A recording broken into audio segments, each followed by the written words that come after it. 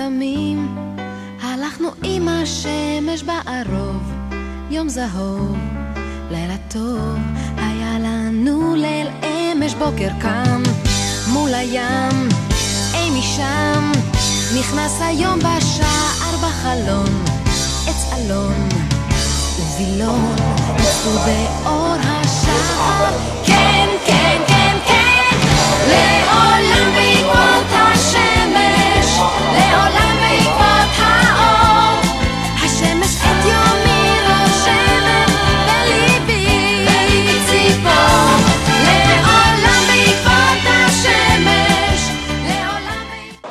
Olá, eu sou Alain Berkenstadt, coordenador do projeto Massá no Brasil. Estamos aqui apoiando as Macabíadas 2011 no Brasil, em São Paulo. São mais de 2.500 atletas. Estamos representando o projeto Massá, divulgando o projeto, esclarecendo dúvidas aos interessados para que todos possam conhecer os nossos programas. Entendemos que apoiar um evento dessa magnitude aumentará o número de participantes e com certeza consolidará ainda mais a marca Massá.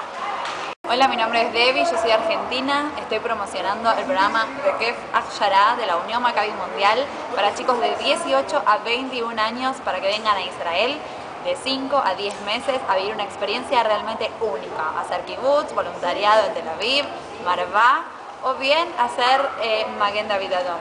Los esperamos en Israel, vengan pronto, chao.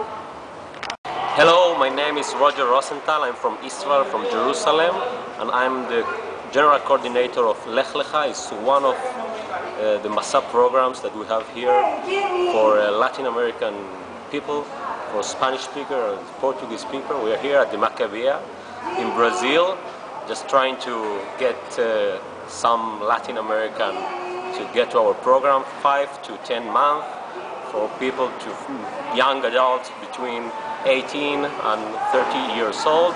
So you are most than welcome to come to Lech Lecha, personal program. You can choose whatever you want to do and we will arrange a program for you. So see you in Israel. Bye bye.